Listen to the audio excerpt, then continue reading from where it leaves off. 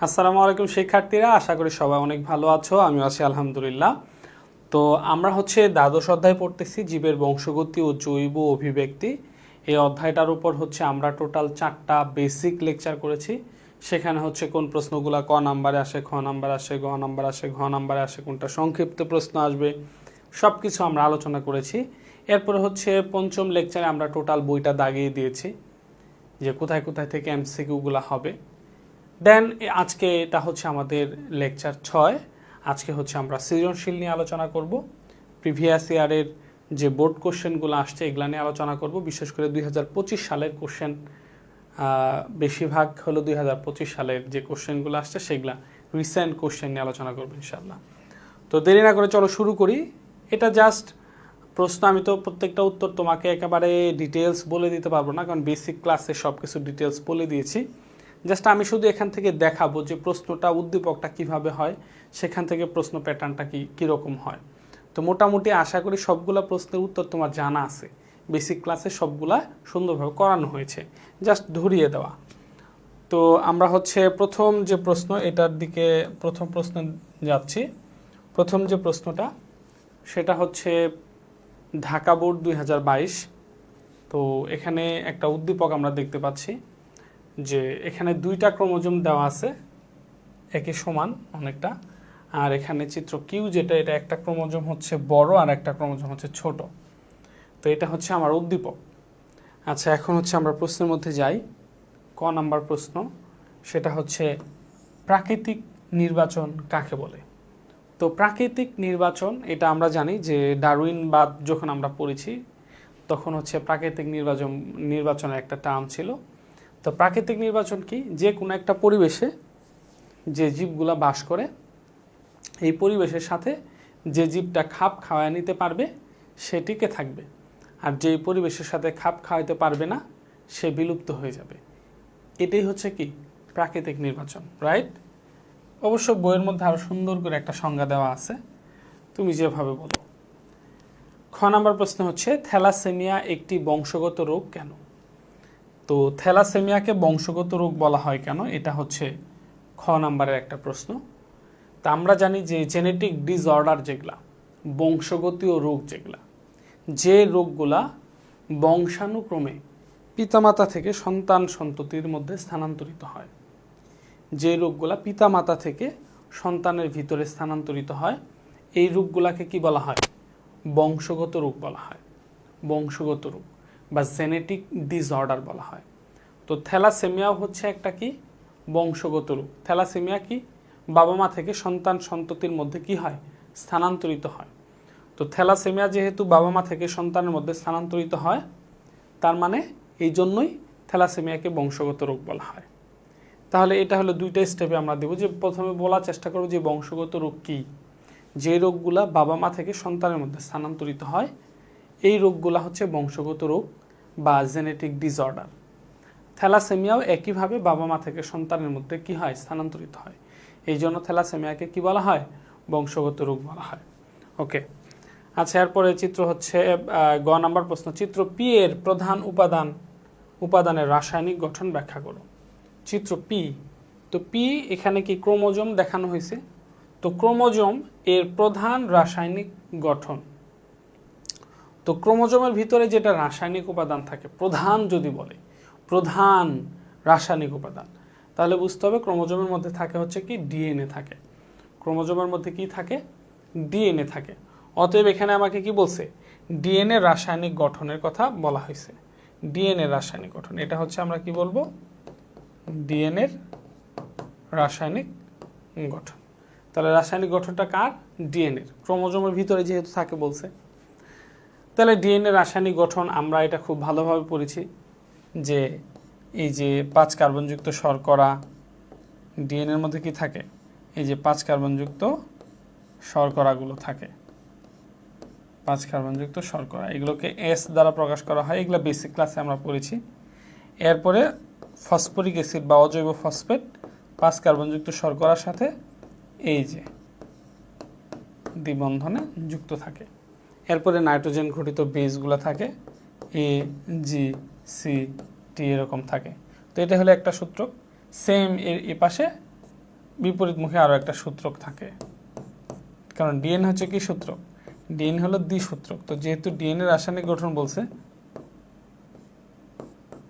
যেগুলো হচ্ছে S plus কার্বনযুক্ত শর্করা। তো আমি এটা রাসায়নিক গঠনটা দেখাচ্ছি, যদিও এগুলা বেসিক ক্লাসে দেখাইছি, এরপরও সিম্পল জিনিস একটু আর্ট করে দেখাই। কারণ হলো এটাই আবারও বোঝাচ্ছি, কারণ এই কোশ্চেন মানে কত বোর্ডে মানে নাম্বার কোশ্চেন মানেই হচ্ছে ডিএনএর গঠন, আর কোনো কথা নাই। একেবারে চুপচাপ তুমি যদি ডিএনএ রাসায়নিক গঠন শেখো, তাহলে এই অধ্যায় থেকে যদি একটা সৃজনশীল আসে, তাহলে তুমি ভাববা যে নাম্বারটা পারি, কারণ ওই নাম্বারটা দিচ্ছে ডিএনএ রাসায়নিক গঠন। একেবারে তুমি যদি বোর্ড কোশ্চেনগুলো দেখবো 80% কোশ্চেনের মধ্যে নাম্বারে যা দেখবা ডিএনএ রাসায়নিক গঠন আসছে। তো এই যে টি এর সাথে এখন হলে একটা সূত্র, একটা সূত্র, ডিএনএ হচ্ছে দ্বিসূত্রক। তো দূরের সূত্র কি হাইড্রোজেন বন্ধন দ্বারা যুক্ত থাকে। হাইড্রোজেন বন্ধনগুলো কি থাকে, যে টি বরাবর এই যে এর সাথে টি এর দ্বিবন্ধন হয়, সি আছে সি বরাবর জি হবে 3 বন্ধন হবে, জি আছে জি বরাবর সি হবে 3 বন্ধন হবে, এ আছে এ বরাবর টি হবে 2 বন্ধন হবে। ব্যাস, এই যে ডিএনএ রাসায়নিক গঠন হয়ে গেছে।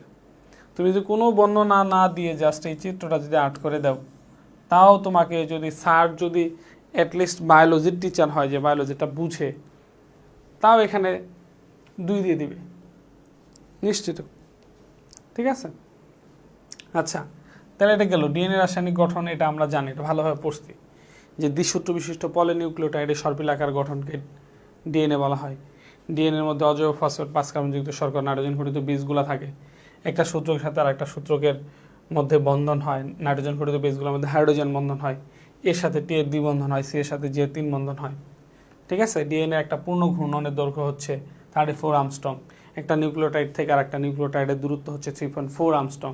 ডিএনএ একটা পূর্ণ ঘূর্ণনে একটা সূত্রকের মধ্যে 10টা নিউক্লিওটাইড থাকে। ডিএনএ ব্যাস হচ্ছে 20 আর্মস্ট্রং। ডিএনএকে বংশগতির ধারক এবং বাহক বলা হয়। ব্যাস, এভাবে বলে দিলেই হলো। ঘ নাম্বার প্রশ্নটা দেখো, ঘ নাম্বার প্রশ্ন, সন্তানের লিঙ্গ নির্ধারণে চিত্র পি ও চিত্র কিউ এর ভূমিকা বিশ্লেষণ করো। সন্তানের লিঙ্গ নির্ধারণে চিত্র পি এবং চিত্র কিউ। তো চিত্র পি, এখানে আমরা এটাও ক্রোমোজোম, এগুলাও ক্রোমোজোম। তো ক্রোমোজোমগুলোকে 2 ভাগে ভাগ করা হয়েছে, এটা আমরা ভালোভাবে পড়েছিলাম, যে ক্রোমোজোমগুলোকে 2 ভাগে ভাগ করা হয়েছে। যেমন মানুষের শরীরের মধ্যে টোটাল 23 জোড়া ক্রোমোজোম। তো 23 জোড়া ক্রোমোজোমের মধ্যে 22 জোড়া হচ্ছে অটোজোম, 1 জোড়া হচ্ছে সেক্স ক্রোমোজোম। এই যে 22 জোড়া অটোজোম, পি দ্বারা এখানে অটোজোম বোঝানো হয়েছে, আর কিউ, চিত্র কিউ দ্বারা এখানে সেক্স ক্রোমোজোম বোঝানো হয়েছে 1 জোড়া। সেক্স ক্রোমোজোমের মধ্যে এক্সটা কিন্তু বড় থাকে আর ওয়াইটা একটু ছোট থাকে। যখন একটা অনেক বড় থাকবে, একটা ছোট থাকবে, তো বোঝা যাবে এটা হচ্ছে সেক্স ক্রোমোজোম ইন্ডিকেট করতেছে, সেক্স ক্রোমোজোমকে বোঝানো হচ্ছে। আচ্ছা, তাইলে হচ্ছে যে জাস্ট প্রশ্নটা আমরা একটু দেখি। সন্তানের লিঙ্গ নির্ধারণে চিত্র পি ও চিত্র কিউ এর ভূমিকা, তার মানে অটোজোম এবং সেক্স ক্রোমোজোমের লিঙ্গ নির্ধারণের যে ভূমিকা। তো আমরা যখন বেসিক লেকচার করেছি, সেই বেসিক লেকচারের মধ্যে কিন্তু আমরা সুন্দরভাবে একটা স্ট্রাকচার করছিলাম, যে এই যে 44 প্লাস XX, এটা হচ্ছে মেয়ে, আবার 44 প্লাস XY, এটা হলো ছেলে, মানে মা বাবা, এদের মধ্যে গ্যামেট হবে 44 অর্ধে 22, একটা X, এই যে একটা গ্যামেট, আবার হচ্ছে 22 প্লাস X, একটা গ্যামেট, এখানে 2টা গ্যামেট হবে 22 প্লাস X, আর একটা হবে 22 প্লাস Y। এই যে গ্যামেটগুলো হলে এখন যেভাবে এদের মধ্যে যে এদের মধ্যে যে ক্রসটা হবে, যেটা আমরা এই যে এর সাথে এর, এর সাথে এর, আবার এর সাথে এর, এর সাথে এর, তো এইভাবে কিন্তু আমরা পড়ছি। তো জাস্ট এই ছকটা যদি থাকে, এই ছকটা দিয়ে ব্যাখ্যা দিব, কারণ হচ্ছে এখানে অটোজোম, এখানে সেক্স ক্রোমোজোম, এখানে যে 44টা হচ্ছে অটোজোম, 1 জোড়া হচ্ছে সেক্স ক্রোমোজোম। ব্যাস, এই ছকটা দিয়ে এই বর্ণনাটা আসবে। যদি এই বর্ণনার মধ্যে এই ছকটা যদি থাকে, 4-এর মধ্যে 4 পাবা, আর যদি এই ছক না থাকে, 4-এর মধ্যে 2 পাবা অথবা 3 পাবা। সো এই ছকটা অবশ্যই, এই কোশ্চেনটা, এই টাইপের কোশ্চেন, এই টাইপ অসংখ্য কোশ্চেন দেখবে, এই টাইপের কোশ্চেন আসছে, অসংখ্য কোশ্চেন, যে লিঙ্গ নির্ধারণে পিও মানে ক্রোমোজোমের ভূমিকা কী, বা হচ্ছে সেক্স ক্রোমোজোমের ভূমিকা কী, এই টাইপের প্রশ্নে পরবর্তীতে আমরা দেখতে পারবো। তাহলে এই যে সন্তানের লিঙ্গ নির্ধারণে পি ও কিউ এর ভূমিকা, অটোজোম এবং সেক্স ক্রোমোজোমের ভূমিকা। তো অটোজোম ছেলে এবং মেয়ে উভয়ের ক্ষেত্রে সেম থাকে, বাট সেক্স ক্রোমোজোমের মধ্যে একটু ডিফারেন্স থাকে। যদি সেক্স ক্রোমোজোম XX হয় তাহলে হচ্ছে মেয়ে, আর যদি এক্স ওয়াই হয় তাহলে হচ্ছে কি ছেলে। ওকে, তো মোটামুটি এটা আশা করি বুঝতে পারছি। তো সিম্পল জিনিস মনে রাখবো, ডিএনএর গঠন যখন আসবে, রাসায়নিক গঠন যখন আসবে, তখন ডিএনএর অবশ্যই যে স্ট্রাকচারটা এটা আমরা দিব। আর যদি লিঙ্গ নির্ধারণে ক্রোমোজোমের ভূমিকা, সেক্স ক্রোমোজোমের ভূমিকা বা অটোজোম, সেক্স ক্রোমোজোম, বোথের ভূমিকা, এই টাইপের যে কোনো কোশ্চেন আসলে আমরা এই স্ট্রাকচারটা দিয়ে, ছকটা দিয়ে তারপর বর্ণনা দিব। ওকে, পরবর্তী কোশ্চেনে যাচ্ছি। এটা হলো রাজশাহী বোর্ড 22। তো এখানে দুইটা চিত্র দেওয়া আছে উদ্দীপকের মধ্যে, চিত্র এ এবং চিত্র বি। চিত্র এ একেবারে ক্লিয়ার কাট বোঝা যাচ্ছে, এটা হলো একটা সিঁড়ির মতো দেখা যাচ্ছে, দ্বিসূত্র বিশিষ্ট, অতএব এটা হচ্ছে ডিএনএ। এবং চিত্র বি এখানে একটা ক্রোমোজোমকে দেখানো হয়েছে। তাহলে চিত্র এ হচ্ছে ডিএনএ, চিত্র বি হচ্ছে ক্রোমোজোম। এখন আমরা আমাদের প্রশ্নের মধ্যে যাই। আমাদের প্রশ্ন ক নাম্বার একটা প্রশ্ন, সেটা হচ্ছে লোকাস কি। তো এটা আমরা জানি, আমরা পারি। তো লোকাস হচ্ছে কি, ক্রোমোজোমের যে জায়গার ভিতরে জিন অবস্থান করে, এই জায়গাটাকে লোকাস বলা হয়, রাইট? ক্রোমোজোমের যে জায়গায় জিন অবস্থান করে এই জায়গাটাকে লোকাস বলা হয়। বিবর্তন বলতে কি বোঝায়? তো এটা হচ্ছে আমরা বেসিক লেকচারের মধ্যে খুব সুন্দরভাবে আলোচনা করার চেষ্টা করছি। বিবর্তন কি? বিবর্তনে এক্স্যাক্টলি সংজ্ঞা যেটা, ওই যে প্রজন্ম থেকে প্রজন্মের মধ্যে জিনের যে অ্যালেল ফ্রিকোয়েন্সির যে পরিবর্তন, এটাকে কি বলা হয়? বিবর্তন বলা হয়। এটা যার সংজ্ঞা।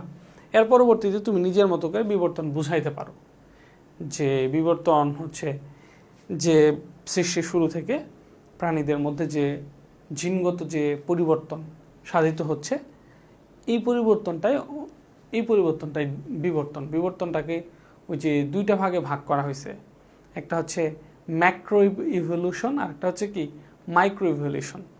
একটা হচ্ছে ছোট ছোট বিবর্তন, ছোট বিবর্তন, আবার একটা হচ্ছে কি অনেক বড় বিবর্তন। ম্যাক্রো হচ্ছে বড় আর মাইক্রো হচ্ছে ছোট। যেমন আমার সাথে তোমার চেহারার কোনো মিল না, আমার সাথে আমার সন্তানের মধ্যে একটু পার্থক্য আছে, সন্তানের সাথে আমার অনেক বৈশিষ্ট্যের চেঞ্জ আছে, বাট আমার সন্তান, তো এই যে আমার থেকে যে আমার সন্তান হলো, তার বৈশিষ্ট্যের মধ্যে যে একটু চেঞ্জ আসলো, এটাও একটা বিবর্তন। এটাকে বলে হয় হচ্ছে মাইক্রো ইভলিউশন, ঠিক আছে, ছোট বিবর্তন। আবার ধরো বাঙালিদের সাথে আফ্রিকানদের বৈশিষ্ট্যের অমিল আছে, এটা বিবর্তন, এটাও একটা বিবর্তন। বা হচ্ছে এই বাঙালিদের যে বৈশিষ্ট্য, বা ধরো আমার ভিতরে যে বৈশিষ্ট্যগুলো আছে, এখন কি করা হলো, আমাকে এমন একটা স্থানে নিয়ে যাওয়া হলো, অন্য একটা পরিবেশে নিয়ে যাওয়া হলো, ধরো অনেক ঠান্ডা, প্রাথমিকভাবে আমার অনেক কষ্ট হবে। এই যে আমার যে কষ্ট হচ্ছে, বাট ওই দেশে যারা অভ্যস্ত তাদের কষ্ট হচ্ছে না, এটাও একটা বিবর্তন, ঠিক আছে? কারণ ওই পরিবেশের সাথে তারা ম্যাচ করে নিচ্ছে, আমি ম্যাচ করতে পারিনি। তো এখন যে আমি যে ওই পরিবেশে যে আমি আস্তে আস্তে কী করবো, আমার ঠান্ডা লাগছে, অনেক ঠান্ডা, আস্তে আস্তে কী হলো, ওই পরিবেশের সাথে আমি নিজেকে ব্যালেন্স করে নিলাম। এই যে আমার ভিতরে বৈশিষ্ট্য আমি পরিবর্তন করলাম, এক সময় এটা কষ্ট হইতো, বাট এখন ব্যালেন্স, এটা বিবর্তন। যেমন ধরো মুরগি, যে পোলট্রি মুরগি কিনতে গেছো দোকানে, তুমি যা এমনি করে ধরে আসো, মানে এই গন্ধ তুমি সহ্য করতে পারতেছো না, পোলট্রি মুরগির যে গন্ধ, বাট ওই দোকানে যারা আছে বা হচ্ছে পোলট্রি মুরগির খামারে যে চাকরি করে, যার পোলট্রি মুরগির খামার আছে, রেগুলার খাবার দেয়, ময়লা পরিষ্কার করে, ও কি নাক ধরে যায় না? ওর কাছে এটা স্বাভাবিক হয়ে গেছে। বাট তোমার কাছে অনেক দুর্গন্ধ মনে হচ্ছে। এই যে সে ওই পরিবেশে নিজেকে, সেও প্রথম দিন তার কাছে দুর্গন্ধ লাগছে, বাট সে ওই পরিবেশের সাথে নিজেকে কী করে নিছে, ব্যালেন্স করে নিছে। এই যে নিজেকে ব্যালেন্স করা, নিজেকে পরিবর্তন করা, পরিবেশ সাপেক্ষে, পরিস্থিতির সাপেক্ষে, এটাই বিবর্তন, ঠিক আছে? তো বিবর্তনটাকে খুবই আহামরি হিসেবে নেওয়ার কিছু নাই, সিম্পল জিনিস। এটা একেবারে টোটালি মিথ্যা না বা টোটালি বানোয়াট না, ঘটনা সত্য। যেমন আমাদের একটা বুখারীর একটা হাদিস আছে, যে হচ্ছে আদম আলাইহিস সালাম হচ্ছে 60 হাত লম্বা ছিলেন। যদিও অনেক ইসলামী স্কলার তারা বলছে যে হাদিসটা পুরোপুরি সত্য না, বা হচ্ছে জয়ীফ, অথবা অনেকে বলছে জাল, যদিও এটা বুখারীর হাদিস, ঠিক আছে? তো সবাই মনে করে যে বুখারীর হাদিসে মনে হয় কোনো ইয়া নাই, তবে বুখারীর হাদিসও এটা হলো বুখারীর হাদিস, যে আদম আলাইহিস সালাম হচ্ছে 60 হাত লম্বা ছিলেন। তো আদম আলাইহিস সালাম হচ্ছে 60 হাত লম্বা ছিলেন, আমরা কয় হাত লম্বা? তো আমরা ধরে নিলাম যে শোনো, এই হাদিসটা যে সহি, এটা ধরো ইসলামী স্কলার যারা 95% স্কলারদের মতো এটা সহি হাদিস, আর 5% স্কলার আছে যারা বলছে হাদিসটা সহি না, বা এটা জয়ীব, বা এটা জাল। তো এটার কথা কেউ জানে না। মানে তুমি জীবনে কোনোদিনও শোনো নাই যে বুখারীর মধ্যে জাল হাদিস আছে, কোনোদিন শোনো নাই। বাট এই যে আমি বললাম, আমি একজন স্কলারের কাছ থেকে এটা শুনছি, উনি বলছে যে এই হাদিসটা অনেক গবেষণার বিষয় আছে, এটা এই ক্লাসের মধ্যে তো কিছু বলা যাবে না। আচ্ছা, ধরে যেহেতু 99% স্কলার বলতেছে যে 95 না 99% স্কলার বলতেছে হাদিস সহি, বুখারীর মধ্যে কোনো নাই, জাল হাদিস নাই, তাহলে বুখারী হাদিস যে আদম আলাইহিস সালাম হচ্ছে 60 হাত পর্যন্ত লম্বা, 60 হাত লম্বা ছিল। এখন আমরা কয় হাত লম্বা? তার আমাদের আকৃতি হ্রাস পাইছে কিনা? আমাদের আকৃতি ছোট হয়ে আসছে। আমাদের আদি পিতা আদম আলাইহিস সালাম যদি 60 হাত লম্বা হয়ে থাকে, আমরা এখন 3.5 হাত লম্বা। তার মানে আমাদের আকৃতি, আমাদের গঠনগত পরিবর্তন আসছে, আমাদের আকৃতিগত পরিবর্তন আসছে, আমাদের গঠন, আমাদের যে বৈশিষ্ট্য, ডিএনএগত বৈশিষ্ট্য, এটা চেঞ্জ হয়েছে। একটা জীবের মধ্যে যত বৈশিষ্ট্য আছে, প্রত্যেকটা বৈশিষ্ট্যই কি জিন নিয়ন্ত্রণ করে, ডিএনএ ওই বৈশিষ্ট্যই ধারণ করে। তাহলে ডিএনএ জিনের মধ্যে ইন্টারনালি কি আসছে? চেঞ্জ আসছে, পরিবর্তন আসছে। এই জন্য আমরা আকৃতিতে ছোট হয়েছি, রাইট? তাহলে এটাই তো বিবর্তন। তো তাহলে বুখারী হাদিস দ্বারা বিবর্তন প্রমাণিত হলো। এক্স্যাক্টলি বিষয়টা এমনই যে বিবর্তনও তো এটাই বলছে যে যত সময়ের সাথে যাবে মানুষের বৈশিষ্ট্যের যে পরিবর্তন হয়, চেঞ্জ হয়, এটা বিবর্তন। তাহলে বুখারী হাদিসে আছে 60 হাত লম্বা ছিল আদম, আর এখনকার আদম যারা, আদম সন্তান যারা, ওরা 3.5 হাত লম্বা, 5.5 ফুট, 6 ফুট, সর্বোচ্চ 6.5 ফুট লম্বা। তাইলে হচ্ছে যে এটা কি চেঞ্জ হয়েছে না বৈশিষ্ট্যের? এটা তো বিবর্তন। তবে হ্যাঁ, বিবর্তনে কিছু ট্রাম আছে যেগুলো আবার কোরআন হাদিস বিরোধী, সরাসরি কোরআনের আয়াত বিরোধী হয়ে যায়, ওইটা বিশ্বাস করলে আবার ইমান থাকবে না। যেমন ডারউইনবাদ, যেটা এই বিবর্তনই বলছে যে এভাবে জীবের পানির মধ্যে জীবন হয়েছে, আস্তে আস্তে আস্তে আস্তে ভাইরাস হয়েছে, ভাইরাস থেকে ব্যাকটেরিয়া, ব্যাকটেরিয়া থেকে প্রোটোজোয়া, প্রোটোজোয়া থেকে উদ্ভিদ এবং প্রাণী, ওই তার এত প্রাণী হইতে হইতে হইতে হইতে হইতে হইতে আস্তে আস্তে মানুষ হয়েছে। তো এই যে আমি যে বিশ্বাস করে বললাম যে আস্তে আস্তে মানুষ হয়েছে, তো এটা তো কোরআনের আয়াত বিরোধী হয়ে গেল, এটা বিশ্বাস করা যাবে না। ওইটা ছিল জাস্ট অনুমান, সে জাস্ট অনুমান করছে। আর কোরআন হচ্ছে অ্যাবসোলিউট ট্রুথ। কোরআন বলেই দিছে, আল্লাহ তাআলা বলছে যে আমি মাটি দিয়ে আদমকে সৃষ্টি করেছি, আমার নিজ হাতে সৃষ্টি করেছি। অতএব আল্লাহ নিজ হাতে আদমকে সৃষ্টি করছে, বিবর্তিত হওয়ার কোনো সুযোগ নাই। তো ওই যে বিবর্তন যখন বলে যে এভাবে পরিবর্তন হয়ে হয়ে আস্তে আস্তে আস্তে আস্তে মানুষ হয়েছে, আধুনিক মানুষ হয়েছে, এইটা আবার গ্রহণযোগ্য না। মনে করতে হবে এটা জাস্ট অনুমান। তো একটা অনুমান জিনিস, একটা অনুমান করা তত্ত্ব কোরআনের সাথে আনাই যাবে না, কারণ কোরআন হচ্ছে অ্যাবসোলিউট ট্রুথ, কোরআনের মধ্যে কোনো ভুল নাই। ঠিক আছে? আচ্ছা আচ্ছা, তাহলে আমরা পরবর্তী কোশ্চেনে যাচ্ছি। তাহলে বিবর্তন কি? ওই যে প্রজন্ম থেকে প্রজন্মের মধ্যে যে জিনগত পরিবর্তন হয়, অ্যালিল ফ্রিকোয়েন্সি পরিবর্তন হয়, বৈশিষ্ট্যের পরিবর্তন হয়, এটাই হচ্ছে বিবর্তন। আচ্ছা, উদ্দীপকে এ এর গঠন বর্ণনা করে। এই যে ডিএনএ রাসায়নিক গঠন, জাস্ট দেখো আগের কোশ্চেনটা এই যে রাসায়নিক গঠন। তো ডিএনএ রাসায়নিক গঠন, সেম কোশ্চেনটাই যে ডিএনএ রাসায়নিক গঠন চলে আসছে। তো এটা নতুন করে ব্যাখ্যা দেওয়ার কিছু নেই, আগে প্রশ্নে আমরা ব্যাখ্যা দিছি। লিঙ্গ নির্ধারণে চিত্র বি এর ভূমিকা বিশ্লেষণ করো। এই যে চিত্র বি, ক্রোমোজোমের ভূমিকা, সেম কোশ্চেন দেখো। এই যে লিঙ্গ নির্ধারণে পি এবং কিউ এর ভূমিকা। তো পি এবং কিউ এখানে কি? ক্রোমোজোম। আর এখানে যেটা দিচ্ছে, এখানে চিত্র বি যেটা দিচ্ছে, এটাও ক্রোমোজোম।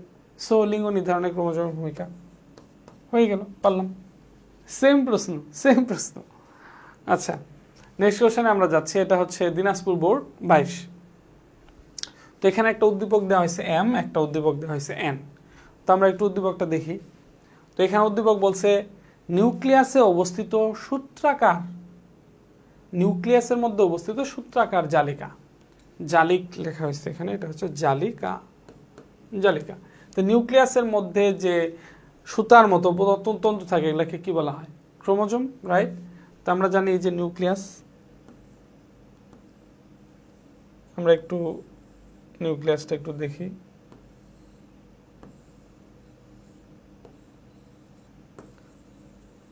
এই যে নিউক্লিয়াসের মধ্যে এই যে সুতার মতো ছড়ায় আছে, এটা যে অসংখ্য জালিকাকার যে গ্লাস, এগুলো কি, এগুলো হচ্ছে কি ক্রোমোজোম, রাইট? ওকে, তাহলে এটা যেটা আছে এটা হচ্ছে কি ক্রোমোজোম। আর 2 স্তর বিশিষ্ট পলিনিউক্লিওটাইডের সর্পিল আকার গঠন। তো 2 স্তর বিশিষ্ট পলিনিউক্লিওটাইডের সর্পিল আকার গঠনকে কি বলা হয়? ডিএনএ বলা হয়। তাহলে চিত্র এম হচ্ছে ক্রোমোজোম, চিত্র এন হচ্ছে ডিএনএ। তো এখন আমরা প্রশ্ন দেখব। প্রশ্ন হচ্ছে অভিযোজন কি? এই যে অভিযোজন কি, নতুন পরিবেশে নিজেকে খাপ খাইয়ে নেওয়ার যে প্রবণতা, নতুন পরিবেশে জীবকে খাপ খাইয়ে নেওয়ার যে প্রবণতা, সেটি হচ্ছে অভিযোজন। একটু আগে বলছিলাম, যেমন ধরো আমাকে এখন অনেক ঠান্ডা একটা দেশের মধ্যে রাখা হলো, পরিবেশে রাখা হলো। তো এই ঠান্ডা পরিবেশের সাথে আমি কি করব? আমি তো মরে যাব। তো আমাকে বাঁচার জন্য ওই পরিবেশের সাথে নিজেকে ব্যালেন্স করতে হবে, নিজেকে খাপ খাওয়াইতে হবে। এই যে বিরূপ পরিস্থিতিতে নতুন একটা পরিবেশে নিজেকে যে খাপ খাইয়ে নেওয়া, এটাকে কি বলা হয়? অভিযোজন বলা হয়। আন্তঃপ্রজাতিক সংগ্রাম বলতে কি বোঝায়? তো ডারউইনবাদ যখন আমরা পড়েছি, ডারউইন তত্ত্ব যখন আমরা পড়েছি, ডারউইনিজম যেটা, তো সেখানে কিন্তু কি ছিল? একটা সংগ্রাম ছিল যে প্রত্যেকটা জীব হলো বেঁচে থাকার জন্য সংগ্রাম করে। তো এই সংগ্রামগুলাকে আবার কি করা হয়েছে? কয় ভাগে ভাগ করা হয়েছিল?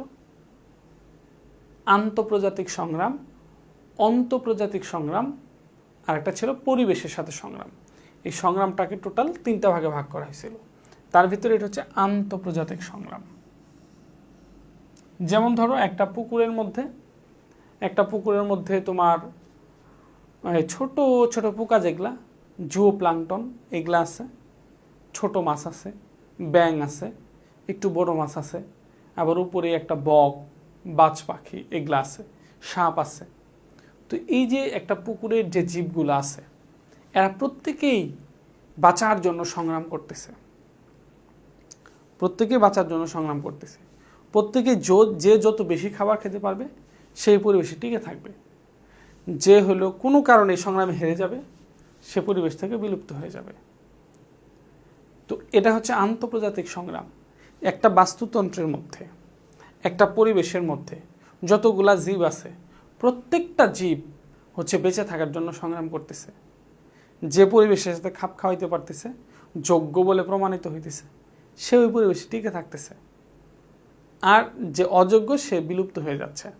এটা হলো আন্তঃপ্রজাতিক সংগ্রাম, যে একটা পরিবেশের মধ্যে যত ধরনের প্রজাতির জীব আছে, প্রত্যেকেই যার যার পজিশন থেকে সংগ্রাম করতেছে, আন্তঃপ্রজাতিক সংগ্রাম। আর একটা আছে কি অন্তঃপ্রজাতিক সংগ্রাম। ওইটা কি?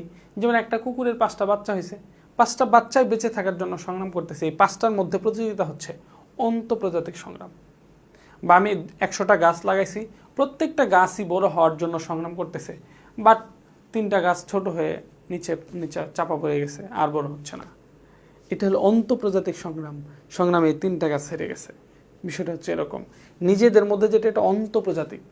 আর যখন অনেকগুলা প্রজাতি একসাথে হবে, প্রতিযোগিতা হবে, এটা হচ্ছে আন্তঃপ্রজাতিক। আচ্ছা, এন চিহ্নিত অংশের গঠন। তাহলে এই যে দেখো, বারবার ওই একই প্রশ্ন, এন চিহ্নিত অংশের গঠন। তো এনটা কি? ডিএনএ। তো ডিএনএর গঠন চলে আসছে। আমি কি করব? বোর্ডের মধ্যে যদি বারবার এটা আসে, তা আমি কি করব? সুতরাং ডিএনএ রাসায়নিক গঠনটা খুবই মনোযোগ দিয়ে খুব ভালোভাবে আয়ত্ত করার চেষ্টা করবা। সন্তানের লিঙ্গ নির্ধারণে এম এর ভূমিকায় মুখ্য বিশ্লেষণ করো। এম এর ভূমিকা মুখ্য, তার মানে হচ্ছে যে ক্রোমোজোমের যে ভূমিকা। সেম কোশ্চেনটা আবার আসছে। এখন দেখো, এখন যদি বোর্ডে যদি বারবার আসে, আমার কি কিছু করার আছে? আমার কিছু করার নাই। আমি প্রথমে তোমাকে দেখাইছি হচ্ছে ঢাকা বোর্ড, তারপরে দেখাইছি রাজশাহী বোর্ড, তারপরে দেখাইছি দিনাজপুর বোর্ড। সেম কোশ্চেন আসে, তো পড়া তো বেশি নাই, একই টাইপের কোশ্চেন বারবার আসতেছে। দেখো, আচ্ছা, এরপর দেখো পরবর্তী একটা কোশ্চেনে আমরা যাচ্ছি। তো সন্তানের পিতামাতা শনাক্তকরণের ক্ষেত্রে আদালতের বিচারক একটি বিশেষ পরীক্ষা করার নির্দেশ দেন।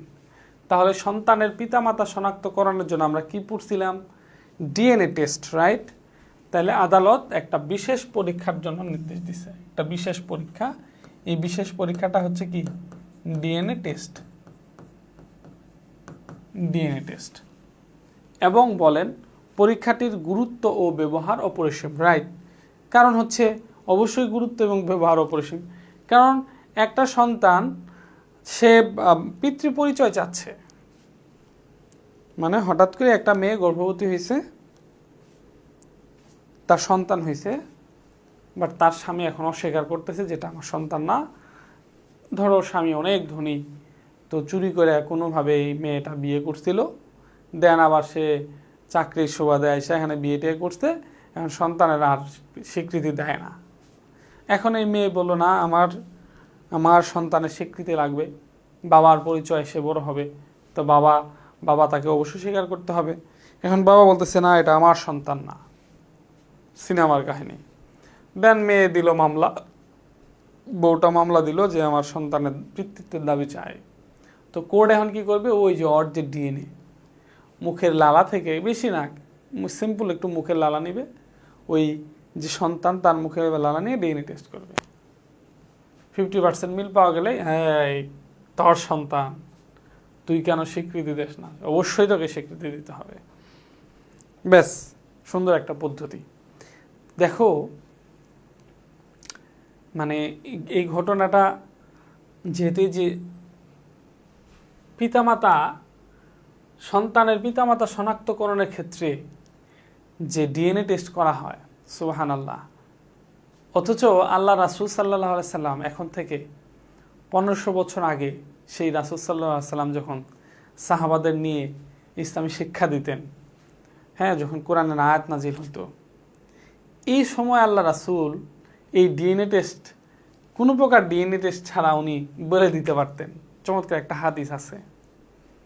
হাদিস আছে, সেই হাদিসটার মধ্যে একজন, দেখো আল্লাহ রাসূল সাল্লাল্লাহু আলাইহি সাল্লামের জ্ঞান, যে কি পরিমাণ জ্ঞানে সমৃদ্ধ উনি ছিলেন, স্বয়ং মানে এই জন্য তার কোনো শিক্ষক ছিল না।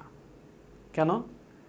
কারণ আমাদের সবার শিক্ষক প্রয়োজন হয়, কারণ আমাদের জ্ঞান নেই, আমরা কারো কাছে গিয়ে জ্ঞান অর্জন করি। কিন্তু আল্লাহ রাসূল সাল্লাল্লাহু আলাইহি সাল্লামকে তার কিন্তু কোনো শিক্ষক ছিল না, তাকে কেউ শিক্ষা দেয়নি। কি কারণে? কারণ হচ্ছে এতে তাকে তার যে সম্মান, তার যে হচ্ছে কি বলে পাণ্ডিত্য, তার যে মানে এটাকে করা হবে, ছোট করা হবে। ঠিক আছে? কারণ অনেকে বলবে না যে আমি তো তরে পড়াইছি আর তুই এখন আমার উপরে কথা বলিস। শিক্ষকদের একটু ভাব আছে না? এই জন্য আল্লাহ তাআলা রাসূল সাল্লাল্লাহু আলাইহি সাল্লামের কোনো জাগতিক যে শিক্ষক এটা রাখেই নাই, এমন পরিবেশ ক্রিয়েটই করে নাই যে তাকে স্কুলে যেতে হবে বা কারো কাছে পড়তে হবে, এই সিচুয়েশন রাখে নাই। কারণ আল্লাহ রাসূলকে জ্ঞান দিবে, তাকে শেখাবে এমন যোগ্যতা কার আছে? কারোরই নাই। এই জন্য আল্লাহ রাসূলের একমাত্র শিক্ষক হচ্ছে আল্লাহ তাআলা, স্বয়ং আল্লাহর কাছ থেকে যিনি জ্ঞান লাভ করছেন। এত জ্ঞান কেন বলতেছি দেখো, একবার একটা ঘটনা ঘটছে, আল্লাহ রাসূল সাল্লাল্লাহু আলাইহি ওয়াসাল্লাম বয়ান করতেছেন, এই মুহূর্তে একটা ছেলে দাঁড়ায় গেছে, একটা লোক দাঁড়ায় গেছে, দাঁড়ায় বলছে যে আপনি তো অনেক জ্ঞানী, আপনি বলেন আমার বাবাকে। চিন্তা করে দেখো, আসলে এই যে বলছে কেন, এই যে ছেলেটা যে বলছে যে আপনি বলেন আমার বাবাকে, মানুষের ভিতরে বিভিন্ন কানাকারি হইতো, মানে মানুষ একটু গুনগুন করতো যে ওর বাপ নাই, এই সেই, হ্যাঁ, বা হচ্ছে অনেকটা মানে একটু খারাপ দৃষ্টিতে দেখতো একটা সন্তানের যে বাবা না থাকে, বাবার পরিচয় যদি না থাকে, বা বাবা মানে দেখতে ধরো আর এক রকম হয়েছে, এই টাইপের একটা। সে দাঁড়ায় গেছে, বলছে আপনি বলেন আমার বাবাকে। আল্লাহ রাসূল সাল্লাল্লাহু আলাইহি সাল্লাম এই 1400 বছর আগে কোনো ধরনের ডিএনএ টেস্ট ছাড়া আল্লাহ রাসূল তাকে বলছেন যে তোমার যে বাবা, তুমি যাকে বাবা মনে করো সে আসলে তোমার বাবা না। ওই যে অমুক বাড়ির অমুক, সেই লোকটা হচ্ছে তোমার বাবা। পরবর্তীতে সে তার মায়ের কাছে গেছে, যা বলছে ঘটনা কি, আমাকে এইভাবে বলছে যে আমি যাকে বাবা বলি সে আমার বাবা না, আর তুমি যার কথা, ওই যে উনি একজনের কথা বলছে সে নাকি আমার বাবা। তখন তার মা বলছে যে কথাটি। তাহলে দেখো, আল্লাহ রাসূল সাল্লাল্লাহু আলাইহি সাল্লাম এতটা মানে এমন জ্ঞানী ছিলেন, যিনি হচ্ছে কোনো ধরনের ডিএনএ টেস্ট ছাড়া উনি বলে দিছেন যে তুমি যাকে বাবা মনে করো সে তোমার বাবা না, তোমার বাবা হলো এই যে অমুকের এই বাড়ির এই লোকটা হচ্ছে তোমার বাবা। তাহলে বুঝো, অথচ আমরা হর হামেশাই আমরা হচ্ছে আমাদের রাসূলকে আমাদের মতো মনে করি, হ্যাঁ, এটা কখনোই সম্ভব না। আল্লাহ রাসূল কখনোই আমাদের মতো মানুষ না, ঠিক আছে, এই কথা মুখে আনা যাবে না, আমাদের মতো মানুষ না। আচ্ছা, তাহলে দেখো যে তাইলে এখানে বলছে সন্তানের পিতামাতা শনাক্তকরণের ক্ষেত্রে আদালতে বিচারক একটি বিশেষ পরীক্ষা করার নির্দেশ দেন। বললেন পরীক্ষাটি গুরুত্ব ও ব্যবহার অপরিসীম, রাইট? অবশ্যই অপরিসীম, নইলে বাবা মা শনাক্ত কেমনে করবে? শনাক্ত করা যাবে না। চোর কেমনে ধরবে? বা একটা ছেলে আগুনে পুড়ে মারা গেছে, তার চেহারা চেনা যাচ্ছে না, বিভৎস হয়ে গেছে গা, তো তাকে কিভাবে শনাক্ত করবে? অবশ্যই সেটা গুরুত্বপূর্ণ।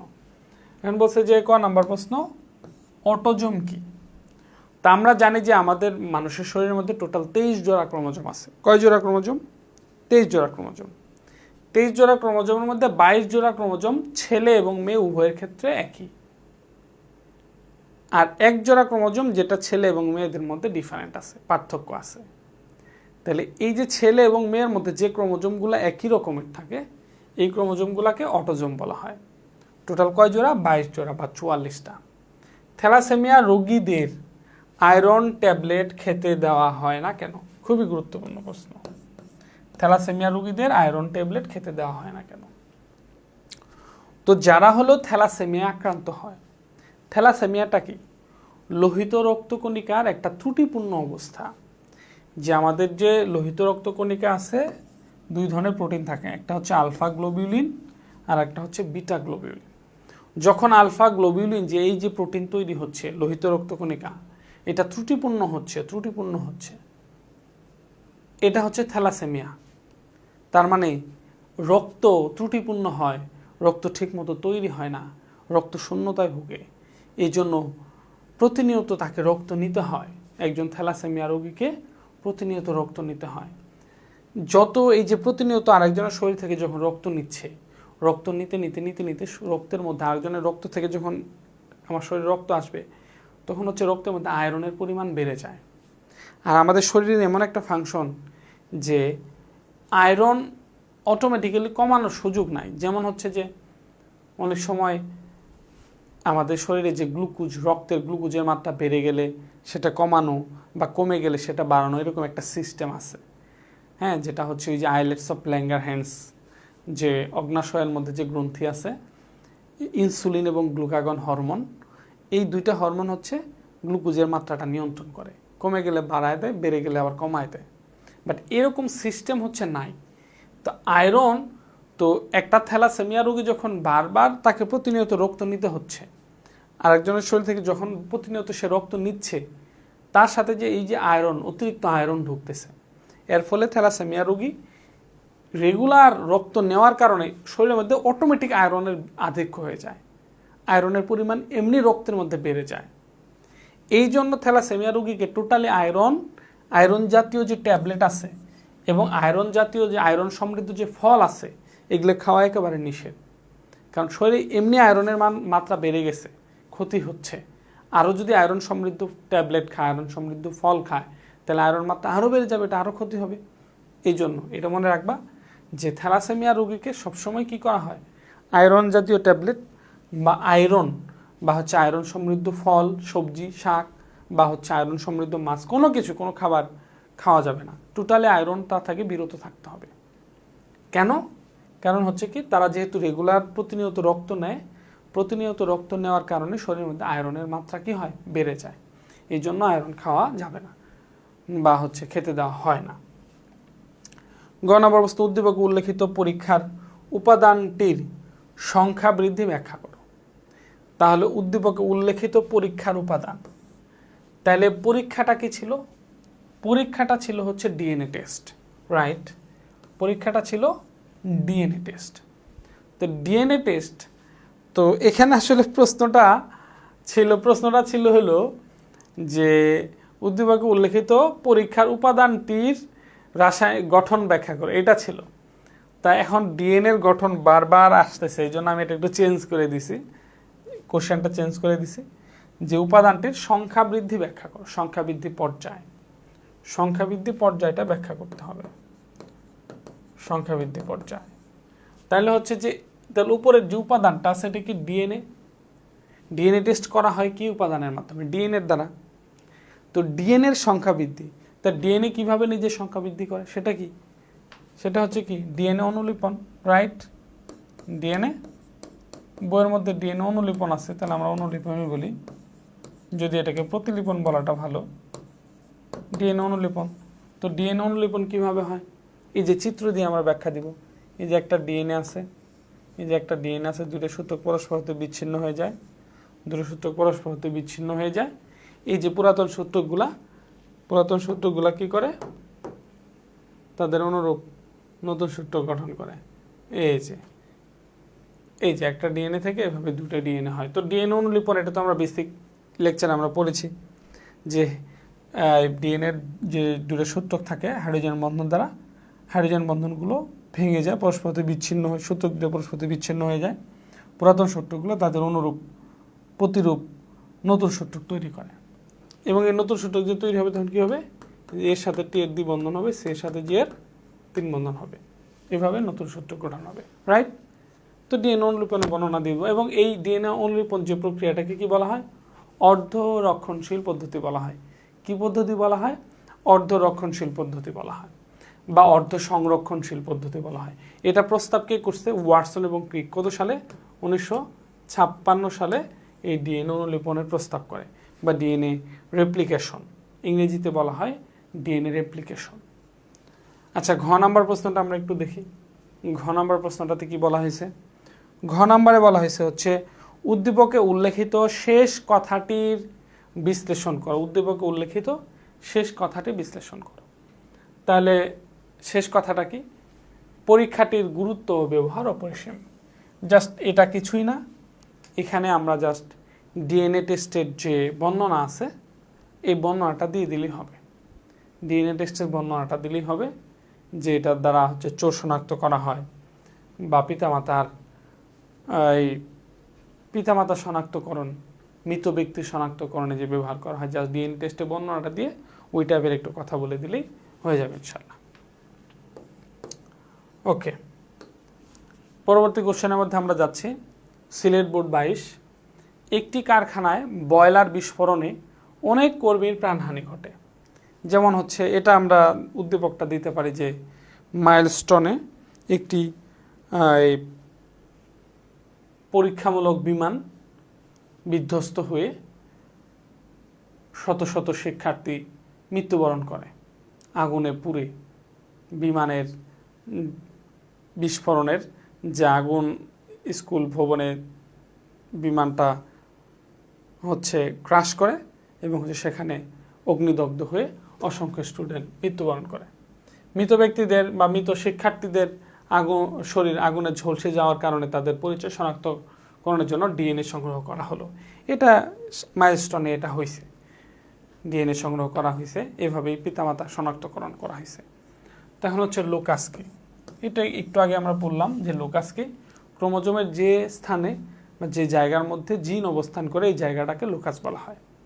সেক্স লিঙ্কড অসুখ ছেলেদের বেশি হয় কেন? এই যে বংশগত যে রোগগুলা, জেনেটিক ডিসঅর্ডারগুলা, এগুলা ছেলেদের বেশি কেন হয়? তো ছেলেদের বেশি কেন হয় এটাও আমরা বলছি যে বংশগত রোগগুলা ছেলেদের বেশি হয়, মেয়েদের একটু কম হয়। কেন? মেয়েদের সেক্স ক্রোমোজোম হচ্ছে কি XX, ছেলেদের ক্রোমোজোম হচ্ছে XY। আর এই সেক্স লিঙ্কড অসুখগুলা, জেনেটিক ডিসঅর্ডারগুলা, এগুলো বেশিরভাগ হচ্ছে সেক্স ক্রোমোজোমের মধ্যে থাকে, মানে X ক্রোমোজোমের মধ্যে থাকে। X এবং Y, এই রোগগুলা সাধারণত X এর মধ্যে থাকে। তাহলে একটা মেয়ের আছে 2টা X আর একটা ছেলের আছে একটা X, তো কোনো মেয়ের যদি কোনো কারণে একটা এক্স যদি হচ্ছে ডিসঅর্ডারের হয়ে যায়, অসুখের হয়ে যায়, এরপরও কিন্তু তার আর একটা এক্স ভালো থাকে, যার কারণে এই মেয়েটা কিন্তু সে কিন্তু এই বংশগত রোগ দ্বারা আক্রান্ত হবে না। মেয়েটা আবার একটা ছেলের ক্ষেত্রে যে এই যে একটা এক্স, ছেলের ক্ষেত্রে এক্স কটা, একটা এক্স, এই এক্স যদি কোনো কারণে যদি বংশগত রোগের হয়ে যায় তখন সে কিন্তু আক্রান্ত হয়। কারণ হচ্ছে কি, একটা এক্স আক্রান্ত হলেও আর একটা এক্স থাকে, ওটা ব্যাকআপ হিসেবে থাকে। একটা গাড়ির যখন একটা চাক্কা ব্রাস্ট হয়, পাশে যখন আর একটা চাক্কা থাকে, ওই চাক্কাটা যখন লাগা যায় তখন কিন্তু ওই গাড়ির আর টেনশন থাকে না। বা অনেক সময় ট্রাকের দেখবা দুইটা চাক্কা একসাথে থাকে, একটা চাকা বা চারটা চাক্কা একসাথে, এই পাশে দুইটা এই পাশে দুইটা, একসাথে দুইটা করে থাকে। তো একটা যদি ব্রাস্ট হয় আর একটা ব্যাকআপ হিসেবে দিবে, ওই ট্রাক কিন্তু কোনো সমস্যা হবে না, চলতে পারবে, স্বাভাবিক চলে যাবে। তো এরকম, তো এদের একটা এক্স আক্রান্ত হলে, মেয়েদের একটা এক্স আক্রান্ত হলে আর একটা ব্যাকআপ এক্স থাকার কারণে এরা আক্রান্ত কম হয়। একটা মেয়ে বংশগত রোগে আক্রান্ত হবে কোন শর্তে, যদি দুইটা এক্সে যদি হয়, তো এটার সম্ভাবনা অনেক কম, একবারে দুইটা হওয়ার সম্ভাবনা কম, মা থেকেও আসতে হবে, বাবা থেকেও আসতে হবে। বাট ছেলেদের ক্ষেত্রে, ছেলেদের আছে একটা এক্স, ওইটা বংশগত রোগের দ্বারা আক্রান্ত হলে সেই ছেলেটা বংশগত রোগ দ্বারা আক্রান্ত হয়ে যায়। তো এই জন্য ছেলেরা এই হলো সেক্স লিঙ্কড অসুখগুলা বা জেনেটিক ডিসঅর্ডারগুলো ছেলেদের বেশি হয়। তো আমি সহজ ভাষায় বলবো যে ছেলেদের সেক্স ক্রোমোজোমে শুধুমাত্র একটা এক্স থাকার কারণে ছেলেরা বেশি আক্রান্ত হয়, আর মেয়েদের সেক্স ক্রোমোজোমে দুইটা এক্স থাকার কারণে মেয়েরা কম আক্রান্ত হয়। এই জাস্ট সিম্পল। ওকে, গ নাম্বার প্রশ্ন আমরা বলবো কি, উদ্দীপকের মৃত ব্যক্তি শনাক্তকরণের প্রক্রিয়াটি বর্ণনা করো। তো মৃত ব্যক্তি শনাক্তকরণের যে প্রক্রিয়া সেটা হচ্ছে ডিএনএ টেস্ট। জাস্ট সিম্পলভাবে এটা ডিএনএ টেস্টের বর্ণনা দিব, ডিএনএ টেস্টের বর্ণনা। তো ভালো করে দেখো, আমরা বেসিক ক্লাসে ডিএনএ টেস্টের বর্ণনা পড়েছি। তো এই ডিএনএ টেস্টের বর্ণনা যখন দিবা, এই যে ছক আকারে দেওয়ার চেষ্টা করবো। আমি কিন্তু সুন্দর করে তোমাদের ছক আকারে শিখেছি, এই ছক আকারে দিবা।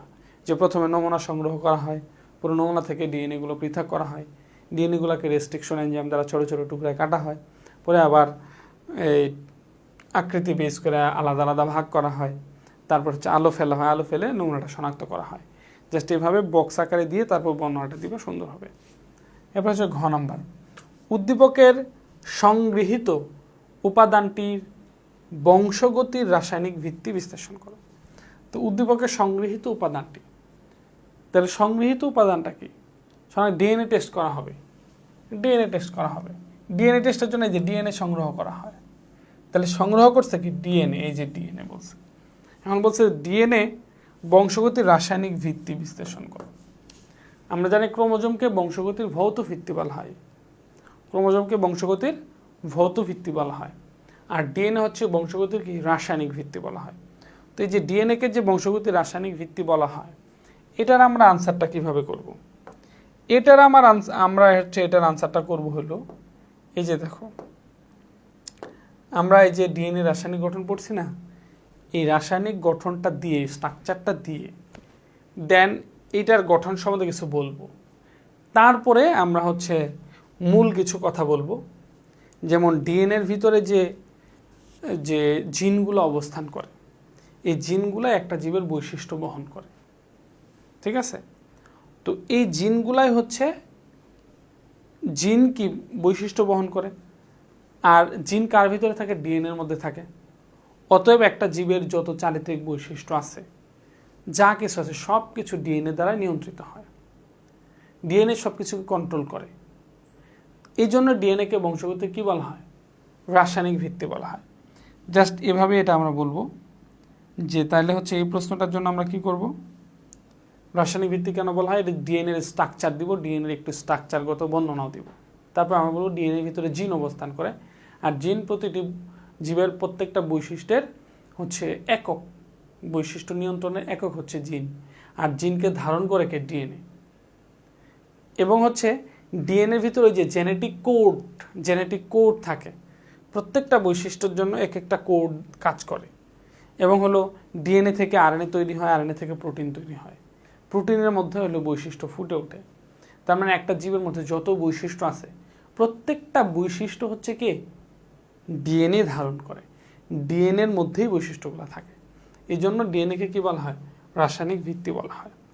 ওকে, নেক্সট কোশ্চেনে আমরা যাচ্ছি। তো এই যে আমরা ঢাকা বোর্ড 25-এর একটা প্রশ্ন পেয়ে গেছি। ঢাকা বোর্ড 25, সালমান বিজ্ঞান মেলায় গিয়ে একটি মডেল দেখলো যা দেখতে পেঁচানো সিঁড়ির মতো। যখনই পেঁচানো সিঁড়ির মতো বলবে তখনই সেটা আমরা বুঝবো সেটা হচ্ছে ডিএনএ। পেঁচানো সিঁড়ির মতো বুঝলে সেটা কি? ডিএনএ, কারণ ডিএনএ স্ট্রাকচারই হচ্ছে পেঁচানো সিঁড়ির মতো। সে জানলো যে এটি জীবের চারিত্রিক বৈশিষ্ট্যের প্রকৃত ধারক এবং বাহক। এটি আমরা জানলাম, ডিএনএ হচ্ছে বংশগতির রাসায়নিক ভিত্তি বা চারিত্রের বৈশিষ্ট্যের, আমরা বলতে পারি ধারক এবং বাহক, বৈশিষ্ট্যের ধারক এবং বাহক।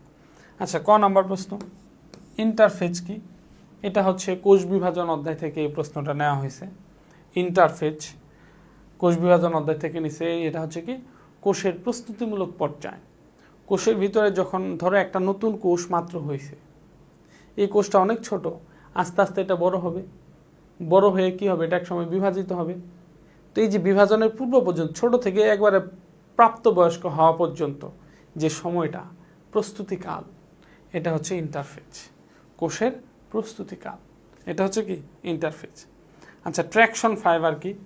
তো কোষ বিভাজন যখন হয়, এটাও তৃতীয় অধ্যায়ের প্রশ্ন, যে প্রোমেটাফেজ ধাপের মধ্যে স্পিন্ডল যন্ত্রের সৃষ্টি হয়। স্পিন্ডল যন্ত্রের ভিতরে যে তন্তুগুলা, এই তন্তুগুলা ক্রোমোজোমকে আকর্ষণ করে, ক্রোমোজোমগুলা ওই তন্তুগুলার গায়ে লেগে যায়। এই জন্য এগুলাকে ট্র্যাকশন ফাইবার বলা হয় বা আকর্ষণ তন্তু বলা হয়।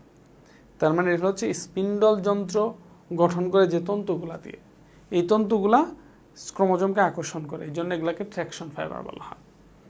উদ্দীপকে উল্লেখিত পেঁচানো সিঁড়ির মতো মডেলটির গঠন, তাহলে ডিএনএর গঠন, সিম্পল জিনিস, ডিএনএর গঠন ব্যাখ্যা করব পারি আমরা। উদ্দীপকে উল্লেখিত শেষ উক্তিটি বিশ্লেষণ করো। শেষ উক্তিটাকে, শেষ উক্তিটা হলো এটি জীবের চারিত্রিক বৈশিষ্ট্যের প্রকৃত ধারক এবং বাহক। তো সেম এই আগের প্রশ্নটাই, এখানে কি বলছে? বংশগতির রাসায়নিক ভিত্তি। তো বংশগতির রাসায়নিক ভিত্তি যে কথা, এই যে বৈশিষ্ট্যের প্রকৃত ধারক ও বাহক, ওই একই কথা, same question, same answer, just ওইখানে শেষে ফিনিশিং হবে যেটা বংশগতির ভৌত ভিত্তি, আর এখানে ফিনিশিং এই রাসায়নিক ভিত্তি, আর এখানে ফিনিশিং হবে যে প্রকৃত ধারক এবং বাহক। উত্তর একটাই। নেক্সট কোশ্চেনে আমরা যাচ্ছি। নেক্সট কোশ্চেন, তো এটা হচ্ছে বরিশাল বোর্ড 25। এখানে দুইটা চিত্র দেওয়া হয়েছে। ধরো এখানে পি, আচ্ছা এটা হলো চিত্র পি, এটা উল্লেখ করে নেই, এই যে পি এখানে উল্লেখ আছে, পি। এটা হলো চিত্র কিউ, এটা বোঝা যাচ্ছে না, আমি একটু বুঝাই। এটা হলো একটা ক্রোমোজোম, এটা আমরা দেখে বুঝতেই পারতেছি যে এটা একটা ক্রোমোজোম। এটা হলো ক্রোমোজোম, ক্রোমোজোমের ভিতরে ডিএনএ আছে। আর এখানে হলো এই যে এখানে দুইটা ক্রোমোজোম দেখানো হয়েছে, একটা হচ্ছে যেরকম, আর আরেক জোড়া দেখানো হয়েছে, একটা হলো বড়, আরেক জোড়া হচ্ছে ছোট। এই যে এই চিত্র হলো এটা, এই চিত্র হলো এটা। তো এখন এখানে বুঝতে পারতেছি এটা হলো ক্রোমোজোমের ভিতরে, এই যে ক্রোমোজোমের ভিতরে যে সূত্রক আছে এটাকে ইন্ডিকেট করা হয়েছে, এটা হলো পি। তো ক্রোমোজোমের ভিতরে সূত্রাকারে কি থাকে? সেটা হলো ডিএনএ। তার মানে এখানে পি যেটা, এটা হচ্ছে কি? ডিএনএ। আর কি হচ্ছে ক্রোমোজোম? এটা প্রশ্ন দেখে বুঝবো যে প্রশ্ন কি বলছে। ক নাম্বার প্রশ্ন, ফিটাস কাকে বলে? ফিটাস, এটা হলো একাদশ অধ্যায়ের প্রশ্ন, অধ্যায় 11 প্রশ্ন, জীবের প্রজনন। ওই যে 8 সপ্তাহের ভ্রূণকে ফিটাস বলা হয়। ফিটাস কাকে বলে? 8 সপ্তাহের ভ্রূণকে যখন হলো একটা মায়ের পেটের মধ্যে শিশু হয়, শিশুর হাত, পা, নাক, মুখ, চোখ সব কিছু সুন্দরভাবে হয়ে যায়, এই যে অবস্থাটা প্রাথমিকভাবে মাত্র হাত, পা, নাক, মুখ পরিপূর্ণভাবে হয়েছে, এটা হলো ফিটাস। 8 সপ্তাহের ভ্রূণকে ফিটাস বলা হয়। আমরা সহজেই কোনোই বাঁকা ও সোজা করতে পারি কেন? আমরা সহজেই কোনো, এই যে আমাদের যে কোনোইটা, এটা সহজেই বাঁকা এবং সোজা করতে পারি। কি কারণে পারি? ওই যে বাইসেপ এবং ট্রাইসেপ পেশি, বাইসেপ পেশির সংকোচন, ট্রাইসেপ পেশি প্রসারণের কারণে আমরা সরাসরি কনুই সোজা করতে পারি। ঠিক আছে, এটা হলো নবম অধ্যায়ের প্রশ্ন। এটা নবম অধ্যায়ের প্রশ্ন। আচ্ছা, চিত্র পি এর রাসায়নিক গঠন ব্যাখ্যা করো। নবম অধ্যায় যখন পড়বো তখন এটা আরো ক্লিয়ার হবে। ঠিক আছে, নবম অধ্যায় এটা ক্লিয়ার করা হবে ইনশাল্লাহ। পি এর রাসায়নিক গঠন ব্যাখ্যা করো। পি, তাহলে পি এই যে ক্রোমোজোমের ভিতরে যে সূত্রক থাকে, আমি কি বলবো, দেখো প্রত্যেকটা কোশ্চেনে ডিএনএ রাসায়নিক গঠন আসে, আর আমি কি করব, বোর্ড কোশ্চেনে যদি আসে আমি কি করব, আমি নতুন করে কোশ্চেন বানাবো না। তো এই যে পি এর রাসায়নিক গঠন, ডিএনএ রাসায়নিক গঠন, এটা আলোচনা করা হয়েছে। বংশ পরম্পরায় গুরুত্বপূর্ণ ভূমিকা পালন করে বিশ্লেষণ করো। বংশ পরম্পরা, ধরো এখানে চিত্র কিউ বলছে, এটা হলো কিউ, এটার কথাই বলছে। এরা কি বংশ পরম্পরায় গুরুত্বপূর্ণ ভূমিকা পালন। প্রথমে আমরা আলোচনা করছি এটা যে বংশ পরম্পরায় হচ্ছে বা লিঙ্গ নির্ধারণে ক্রোমোজোমের যে ভূমিকা, তো এটা হচ্ছে অটোজোম, এগুলো হলো সেক্স ক্রোমোজোম। জাস্ট প্রথম প্রশ্নটার কথা চিন্তা করো, এই যে প্রথম প্রশ্নটার কথা চিন্তা করো, এই যে কোশ্চেন সেম প্রশ্ন, সন্তানের লিঙ্গ নির্ধারণে পি ও কিউ এর ভূমিকা, অটোজোম এবং সেক্স ক্রোমোজোমের ভূমিকা। আর এই প্রশ্নটাও একেবারে হুবহু, এই যে অটোজোম, এগুলো হলো সেক্স ক্রোমোজোম, বংশ পরম্পরায় গুরুত্বপূর্ণ ভূমিকা পালন করে, মানে বাবা মা থেকে সন্তানের মধ্যে, সন্তান ছেলে হবে মেয়ে হবে, এটার জন্য হচ্ছে কে ভূমিকা, এই ক্রোমোজোম, এই অটোজোম এবং সেক্স ক্রোমোজোম ভূমিকা পালন করে। জাস্ট ওই যে ছক দিয়ে ব্যাখ্যা দিয়ে দিবা। এর পরবর্তী দেখো কুমিল্লা বোর্ড 25 কি বলছে, জুয়েল মিলির পরিবারের পরস্পর তিনজন পরপর, এটা একটু ভুল হয়েছে, পরপর তিনজন কন্যা সন্তানের জন্ম হয়। এটা একটু ঠিক করে দেই, এটা হলো পরস্পর না, এটা হলো পরপর, এটা হচ্ছে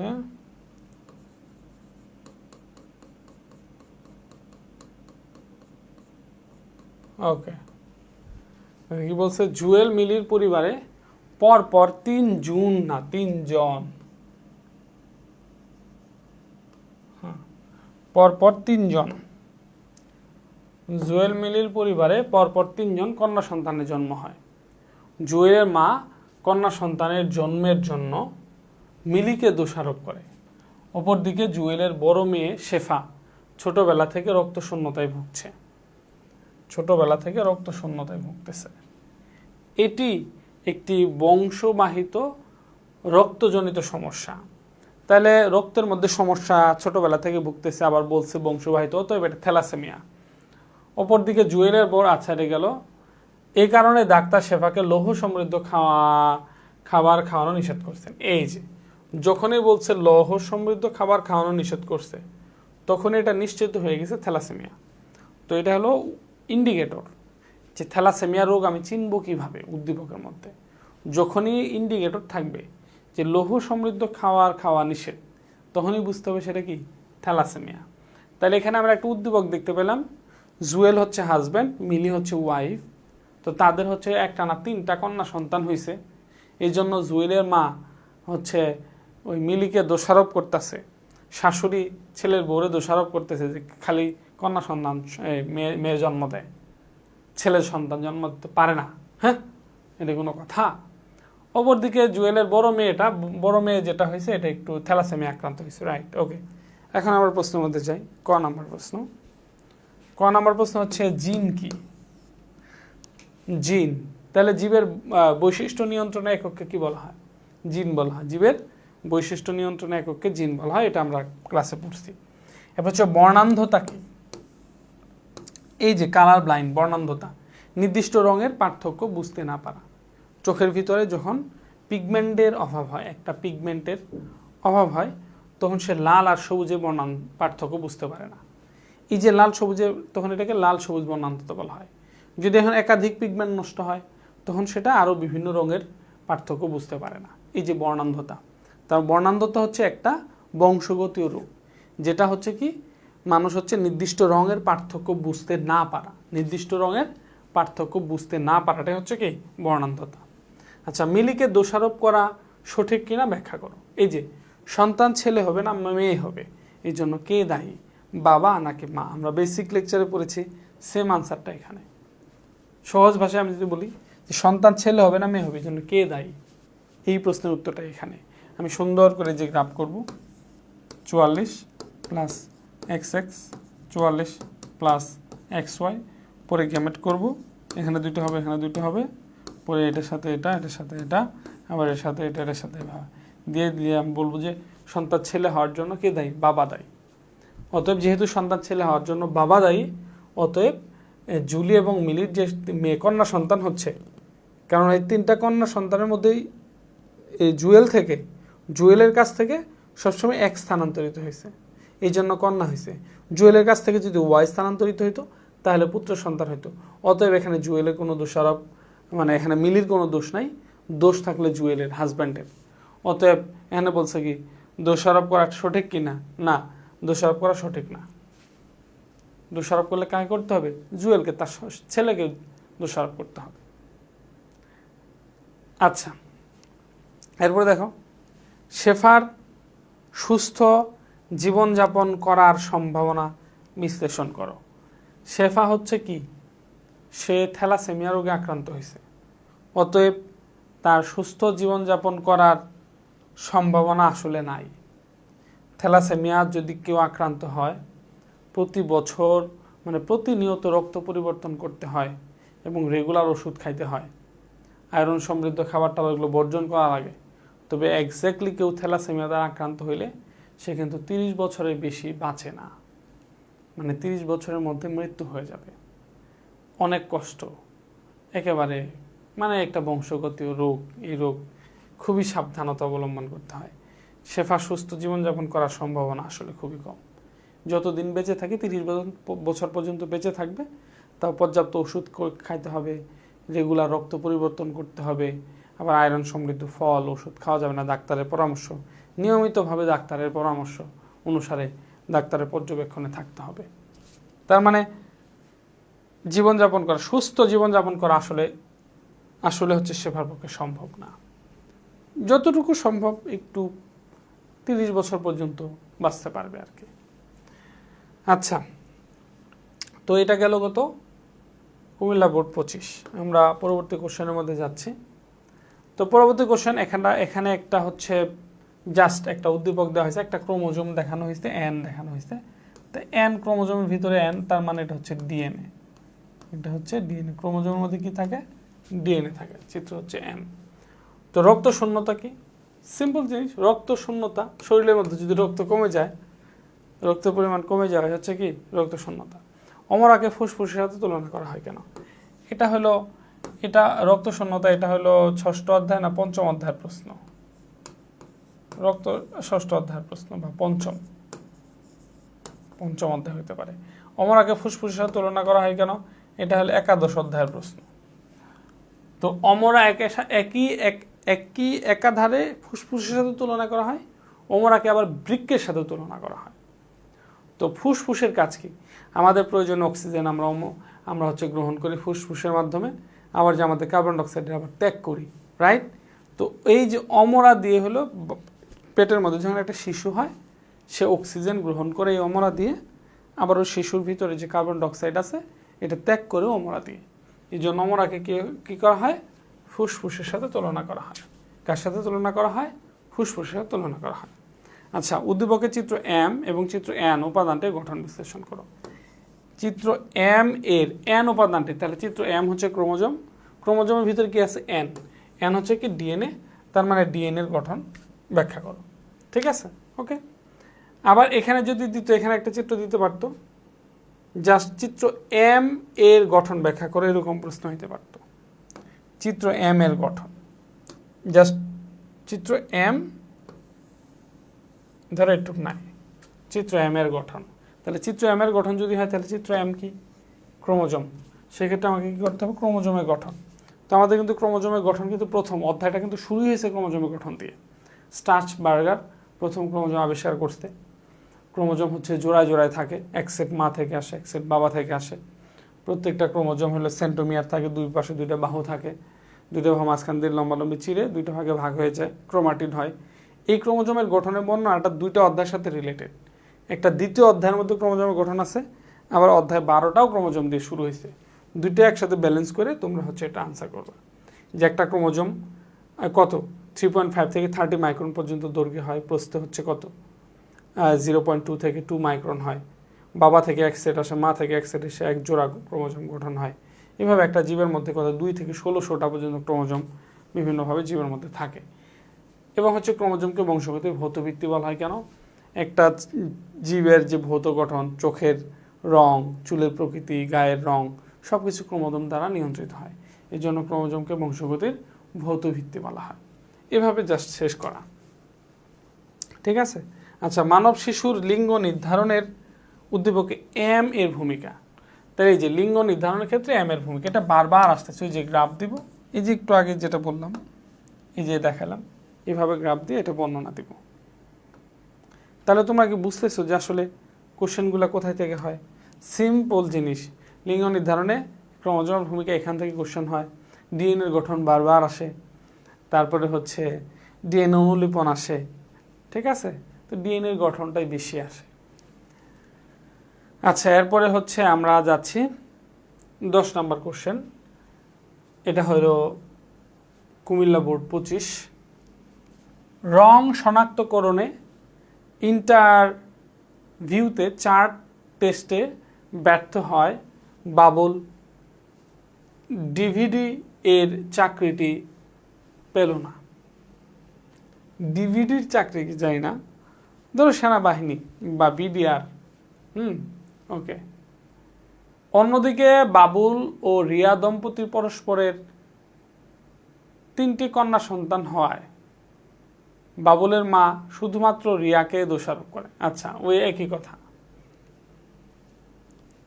কথা, ওই যে এই পুত্রবধূকে কন্যা সন্তান হওয়ার জন্য দোষারোপ করছে। আর প্রথম হলো ইন্টারভিউয়ে 4 টেস্টে, অনেক সময় যে কোনো যে সেনাবাহিনীর তোমরা যদি অফিসার র্যাঙ্কে পরীক্ষা দাও, সেই ক্ষেত্রে ওই যে কালার ব্লাইন্ড টেস্ট করে, চার্টের মধ্যে অনেকগুলো লেখা দেখা, লেখাগুলো বলতে হয় একটু দূর থেকে। তো যারা কালার ব্লাইন্ড, ওগুলো হলে বিভিন্ন রঙের লেখা থাকে, ওগুলো বুঝতে পারে না। তো এটাই বলছে যে রং শনাক্তকরণের ক্ষেত্রে ইন্টারভিউ 4 যে টেস্ট, মানে কে কার কথা বলছে? বাবুল। তার মানে বাবুল হচ্ছে কালার ব্লাইন্ড। আর বাবুল আর রিয়ার যে পরস্পর যে শুধু কন্যা সন্তান হয়েছে, আচ্ছা কন্যা সন্তান, ওকে। ক নাম্বার হচ্ছে ডিএনএ অনুলিপন কি? তাহলে যে প্রক্রিয়া একটা ডিএনএ থেকে আরেকটা ডিএনএ সৃষ্টি হয়, একটা ডিএনএ বিভক্ত হয়ে 2টা ডিএনএ পরিণত হয়, এটাকে কি বলা হয়? ডিএনএ অনুলিপন বলা হয়। ব্যাঙ ও পতঙ্গের মধ্যকার জীবন সংগ্রাম ব্যাখ্যা করো। ব্যাঙ ও পতঙ্গের মধ্যকার জীবন সংগ্রাম, এটা অধ্যায় 13 প্রশ্ন। তো ব্যাঙও বেঁচে থাকে, পতঙ্গও বেঁচে থাকার জন্য সংগ্রাম করে। তো এটা দেখো, এটা আসলে কোন জায়গাতে? অধ্যায় 13 না, সরি, এই কোশ্চেনটা অধ্যায় 13 না, এটা এই অধ্যায়ের প্রশ্ন। ওই যে আমাদের যে ডারউইনের যে সংগ্রামগুলো ছিল, আন্তঃপ্রজাতিক সংগ্রাম, অন্তঃপ্রজাতিক সংগ্রাম, পরিবেশের সাথে সংগ্রাম। তো এখানে একটা পুকুরের মধ্যে ব্যাঙ থাকে, পতঙ্গও থাকে, প্রত্যেকটা প্রজাতি নিজেদের বেঁচে থাকার যে সংগ্রাম, এটাকে কি বলা হয়? আন্তঃপ্রজাতিক সংগ্রাম। এই যে ব্যাঙ ও পতঙ্গের মধ্যে যে সংগ্রাম, এই সংগ্রামটা হচ্ছে কি? আন্তঃপ্রজাতিক সংগ্রাম। আন্তঃপ্রজাতিক সংগ্রাম, এই যে এটার কথাই, এটা যে আন্তঃপ্রজাতিক সংগ্রাম, জাস্ট এটা উল্লেখ করা, এটাই জানতে চাইছে যে ব্যাঙ ও পতঙ্গের মধ্যে। এখন যদি বলতো ব্যাঙাচিদের মধ্যে, শুধু ব্যাঙের ছানা আছে, এদের মধ্যে যে সংগ্রাম, এটা কি? অন্তঃপ্রজাতিক সংগ্রাম। শুধু বলতো কুকুর ছানাদের মধ্যে যে সংগ্রাম, বা একটা গাছ বাগানে একটা গাছের মধ্যে যে সংগ্রাম, কিন্তু এখানে কি বলছে? ব্যাঙ এবং পতঙ্গ দুইটার মধ্যে কম্পেয়ার করা হয়েছে। বা ব্যাঙ পতঙ্গ এদের সাথে আরও 2-3টা বলতে পারতো।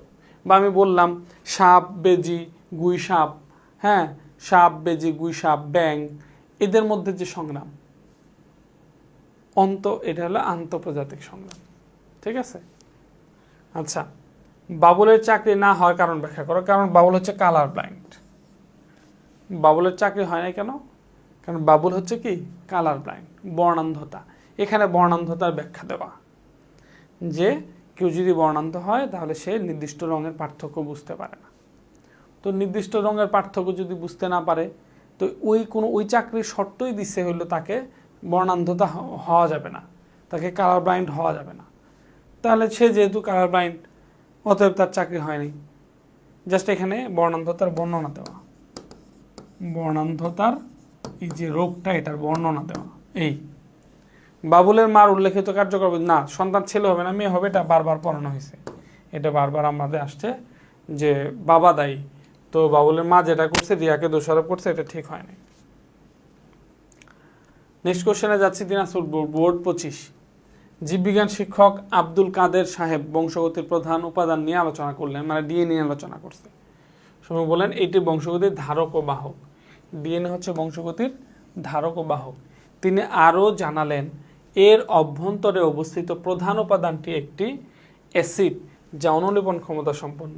তো ডিএনএ এর পূর্ণরূপ কি? Deoxy ribo nucleic acid. DNA এর যে প্রধান উপাদান যেটা, সেটা হচ্ছে কি একটা নিউক্লিক। ডিএনএ মূলত কি? Nucleic acid, right? ওকে। আমি বলছি পরাগায়ন কি?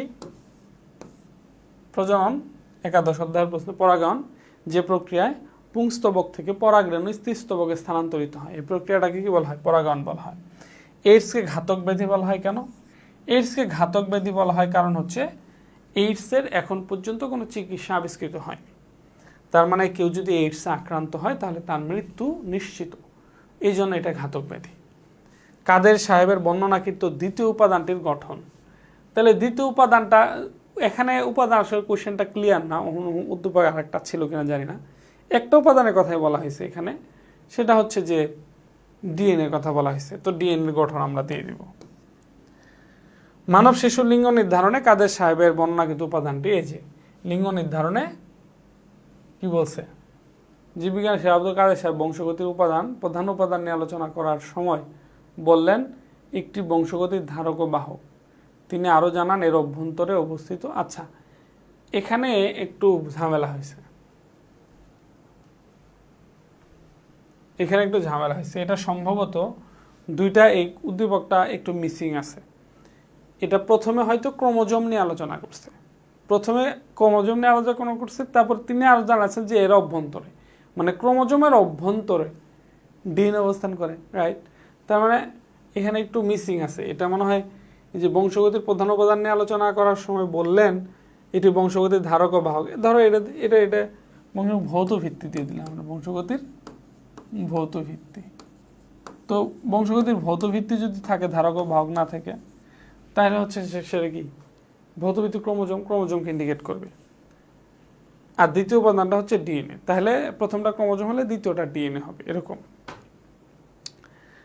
লিঙ্গ নির্ধারণে বর্ণনাকৃত প্রথম উপাদানটার ভূমিকা, এই যে লিঙ্গ নির্ধারণে ক্রোমোজোমের যে ভূমিকা। তো লিঙ্গ নির্ধারণে সন্তান বাবা ছেলে হবে না মেয়ে হবে, কে দায়ী, ওই টাইপের এই যে ক্রোমোজোম। একবার প্রথম প্রশ্নটা আমরা প্রথম সৃজনশীলের যে ঘ নাম্বার প্রশ্ন, সেম প্রশ্ন, যে লিঙ্গ নির্ধারণে ক্রোমোজোমের ভূমিকাটা কি। আচ্ছা, এরপরে আমরা দেখি একটা ময়মনসিংহ বোর্ড 25। তো এখানে একটা চিত্র দেওয়া হয়েছে, চিত্র এম। এটা হচ্ছে কি? আরএনএ। এটা হচ্ছে আরএনএ, আর এটা হচ্ছে ক্রোমোজোম। একটা ক্রোমোজোমকে দেখা, লোকাস কি? ক্রোমোজোমের যেখানে জিন থাকে সেটা হচ্ছে লোকাস। প্রাকৃতিক নির্বাচন বলতে কি বোঝায় সেটা আমরা আলোচনা করছি। উদ্দীপকে উল্লেখিত এম এর চিত্রসহ গঠন ব্যাখ্যা করো। এম, এই যে আরএনএ এর গঠন আসছে, আমরা সবসময় কি পড়লাম? ডিএনএ এর গঠন পড়ছি, এখন আসছে কি? আরএনএ এর গঠন। আরএনএ গঠন উল্লেখিত এম এর চিত্রসহ গঠন, আরএনএ এর গঠন। তো আরএনএ এর গঠনের জন্য এই যে সুন্দর করে আমরা চিত্রটা একটু প্র্যাকটিস করব। ধরো এই যে এরকম, আরএনএ কি? ডিএনএ হচ্ছে দ্বিসূত্রক, আর আরএনএ কি? একসূত্রক। একটা কথা মনে রাখবা যে আরএনএ এর গঠন, আরএনএ এর বর্ণনা কিন্তু ওইভাবে সুন্দরভাবে বর্ণনা কিন্তু তোমাদের বইয়ে নাই, জাস্ট ছোট্ট একটু দেওয়া, জাস্ট ওটুকি দেওয়ার চেষ্টা করবা। তা আমার সহজ বায়োলজি বইয়ের মধ্যে আমি একটু চেষ্টা করছি একটু সুন্দর করে দেওয়ার জন্য, চিত্রটা বিশেষ করে।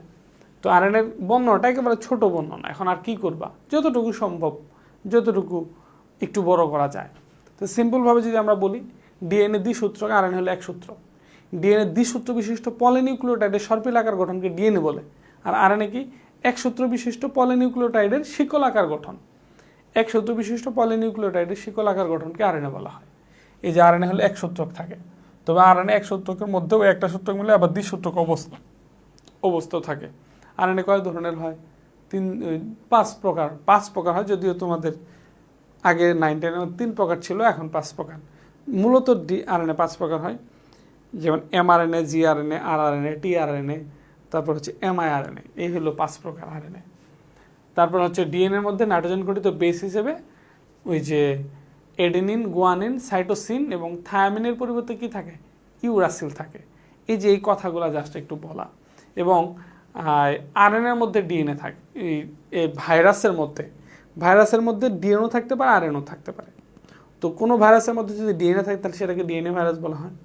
কোনো ভাইরাসের মধ্যে যদি আরএনএ থাকে তাহলে সেটাকে আরএনএ ভাইরাস বলা হয়। তাহলে এই যে আরএনএটা আমি কোথায় পাবো? ভাইরাসের মধ্যে পাওয়া যেতে পারে। তো যে আরএনএ ভাইরাসের মধ্যে আরএনএ আছে, তার এরকম একটা উদাহরণ কি tobacco mosaic virus, TMB virus, যেটা এটা হচ্ছে একটা আরএনএ ভাইরাস। জাস্ট এভাবে আরএনএ সম্বন্ধে বলা। তো আরএনএ বর্ণনা যেহেতু ছোট হয়, এই জন্য অবশ্যই আরএনএ চিত্রটা অবশ্যই দিবা। আরএনএ বর্ণনার ক্ষেত্রে চিত্রটা অবশ্যই দিবা। আচ্ছা, গেল মানব সন্তানের লিঙ্গ নির্ধারণে এন এর ভূমিকা। তো লিঙ্গ নির্ধারণের ক্রোমোজোমের ভূমিকা, মনে হয় যে ডিএনএর গঠন আর এই লিঙ্গ নির্ধারণের ক্রোমোজোমের ভূমিকা দিয়ে পুরো অধ্যায় শেষ, মোটামুটি শেষ, আমরা আলোচনা করে ফেলছি, আর সৃজনশীল নাই, সব শেষ। তো এই জাস্ট কোশ্চেন প্যাটার্নটা আমি তোমাদের ধরায় দিলাম যে কোশ্চেনগুলো কোথায় থেকে হয়। দেখো, বারবার ডিএনএ রাসায়নিক গঠন আসতেছে, বারবার লিঙ্গ নির্ধারণের ক্রোমোজোমের ভূমিকা এটা আসতেছে। এরপরে হচ্ছে ডিএনএ অনুলিপন একটা মধ্যে আসলো।